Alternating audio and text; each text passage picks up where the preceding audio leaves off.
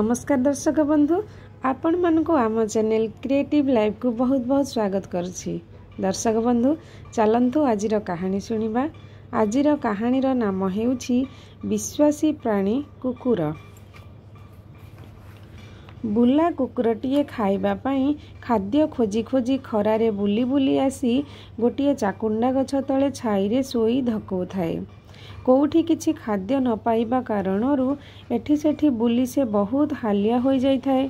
एही समय रे गोटिए मांकड़ से चाकुंडा गछ उपरकू चढ़ी जिबाकू दौड़ी आसुथाए।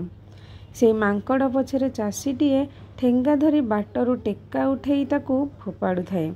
कुकुर एते हालिया होइथिले मध्य मांकड़ को देखि अतर्छा गोड़ेला।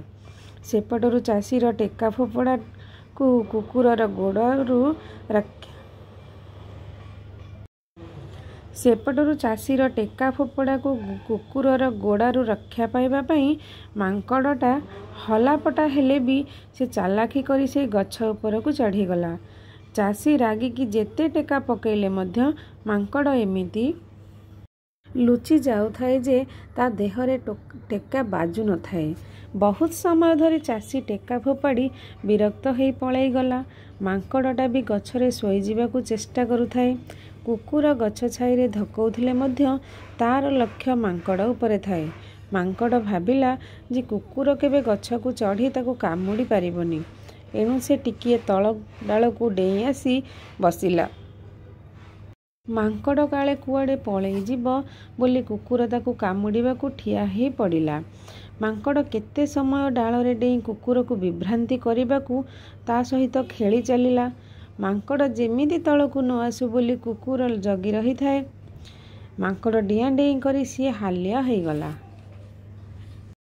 सेई गछरे मांकड़ पई किछि खाइबाकू नथिबारु सेई गछकू छाड़ी पळेई जिबाकू चाहुथाए, किंतु कुकुर जगी थिबारु मांकड़ गछरु ओल्हाई पारु नथिबारु से निराश हेई जाउथाए। कारण संध्या होई गले से आउ तळकू ओल्हाई नाही। तेणु मांकड़ कुकुर को कहिला, हे कुकुर, तू मो सह एते शत्रुता काहेंकी करुछु? मते जगी तते कौन मिलिबो? तू निजे न खाई एठी धकौचु। तू तोर केउंठु खाइबा जोगाड़ करबाकू जाउनु काहेंकी?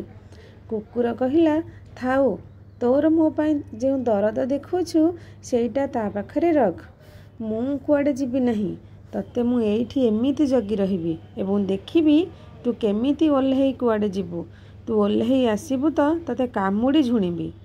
कुकुरर धमकाण देखी मांकड़ टिके बंधु भाव देखेई कहिला, मु तो तोर किछि क्षति करिनी, तू मते कामुड़ीबाकू काहेंकी जगिछु? कुकुर कहिला, तू गोटिए अविश्वासी जंतु। तू सबु बेले चोरी करी खाऊ।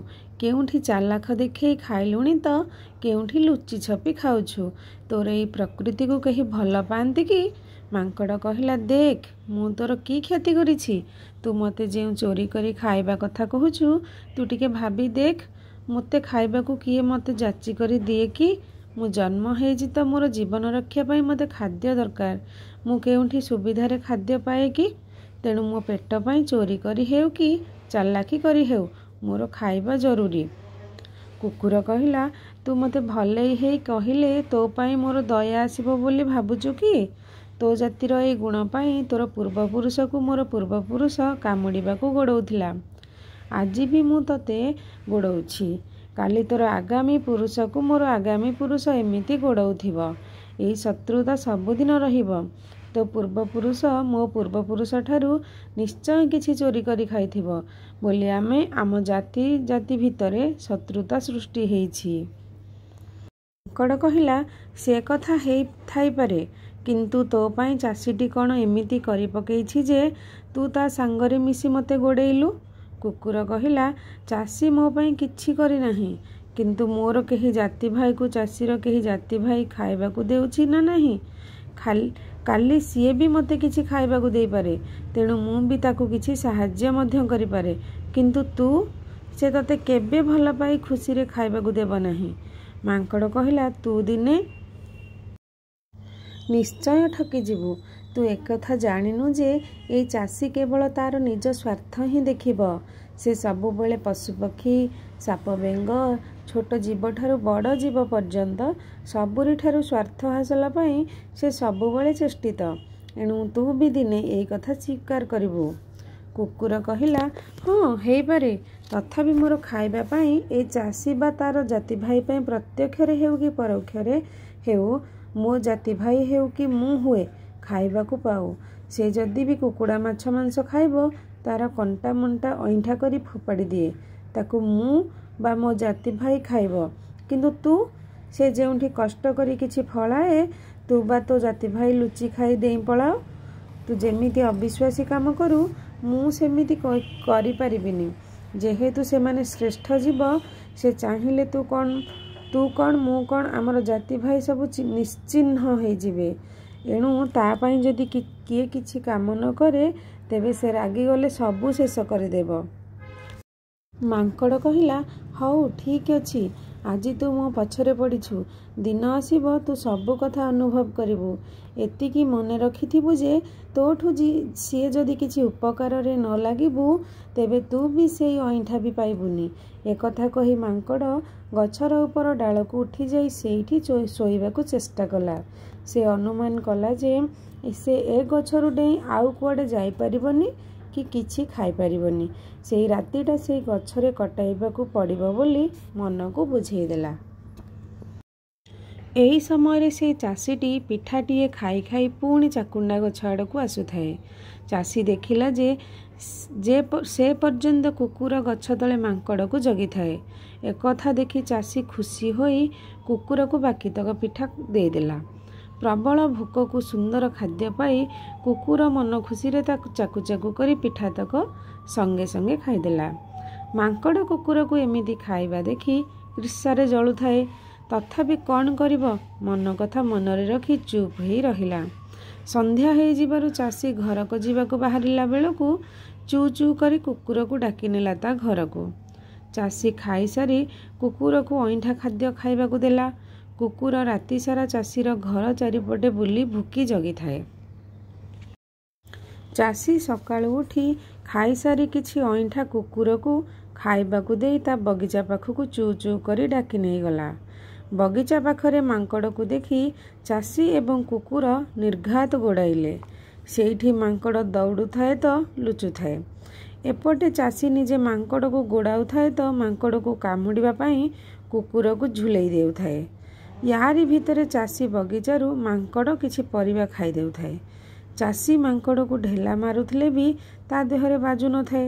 ଚାଷୀର ବଗିଚାରୁ ମାଙ୍କଡ଼ କିଛି ପରିବା ଖାଇଦେବାରୁ ସେ ମନ ଖରାପ କରି ଚୁ କହିଦେଲା ସିନା, ତାର ଚୁ ଶୁଣି କୁକୁର ମାଙ୍କଡ଼କୁ ଗୋଡ଼େଇବା ଛାଡ଼ି ଚାଷୀ ପାଖକୁ ପଳେଇ ଆସିଲା। ଚାଷୀର ମନ ଖରାପକୁ କୁକୁର ମାଙ୍କଡ଼ ଗୋଡ଼ା ଛାଡ଼ି ତା ପାଖକୁ ଆସିବାରୁ ଚାଷୀର ରାଗ ଏମିତି ତା ମୁଣ୍ଡକୁ ଉଠିଗଲା ଯେ ସେ କୁକୁରକୁ ପାହାର ଉପରେ ପାହାର ବସେଇଦେଲା। କୁକୁର ପାହାର ଖାଇ ଦୌଡ଼ିଲା ଯେ ଦୌଡ଼ିଲା। ସିଏ ପୁଣି ସେଇ ଚାକୁଣ୍ଡା ଗଛ ତଳକୁ ଯାଇ ସେଇଠି ଶୋଇ ଧକେଇଲା। ସେତେବେଳକୁ ମାଙ୍କଡ଼ ବଗିଚାରୁ କିଛି ପରିବା ଖାଇ ସେଇ ଗଛ ଉପରକୁ ଆସି ଯାଇଥାଏ। କୁକୁରର ଏମିତି ଅବସ୍ଥା ଦେଖି ଗଛର ତଳ ଡାଳକୁ ଆସି କୁକୁରକୁ କହିଲା, କୁକୁର, ତୁ ଭଲ ଅଛୁ ତ? କୁକୁର କହିଲା, ବାଃ, ତୁ ଭଲ ଜନ୍ତୁ ତ, ତୁ ମୋ ଘାରେ ଲୁଣ ଚଢ଼େଇବାକୁ ଏମିତି କହୁଛୁ? ମାଙ୍କଡ଼ କହିଲା, ନାଇଁ ରେ କୁକୁର, ମୁଁ ତତେ ଚିଡ଼ଉନି। ତତେ ଯେମିତି କାଲି କହିଥିଲି, ଆଜି ତତେ ସେଇ କଥା ପୁଣି ଚେତେଇ ଦେଉଛି। ଦେଖିଲୁ ତ, ଚାଷୀର ଟିକିଏ ଅସୁବିଧା ହେବ ତ ସେ କାହାକୁ ଛାଡ଼ିବନି। ତୁ କାଲି ଖାଇବା ଲୋଭରେ ତା ଘରକୁ ଗଲୁ, ରାତିସାରା ତାର ଘର ଜଗିଲୁ, ପୁଣି ଆଜି ମଧ୍ୟ ବଗିଚା ଜଗିଲୁ।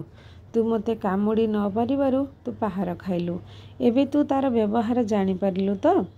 ତୁ ଏତେ ବିଶ୍ୱାସ କାମ କରି ପାଇଲୁ କ'ଣ?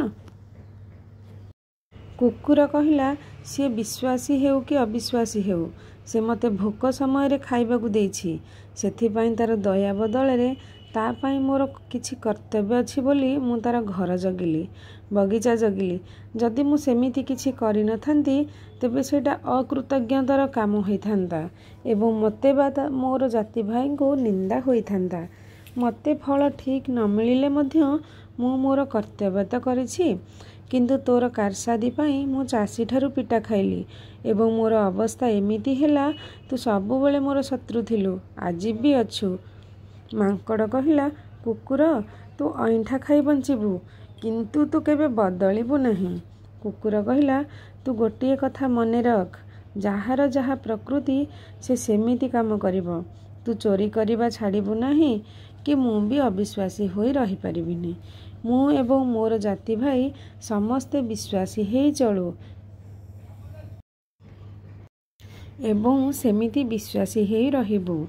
କୁକୁରର କଥାକୁ ମାଙ୍କଡ଼ ସ୍ୱୀକାର କଲା ଏବଂ ସେ ଚାକୁଣ୍ଡା ଗଛର ଉପର ଡାଳକୁ ଉଠିଯାଇ ଢୋଳେଇବାକୁ ଆରମ୍ଭ କଲା।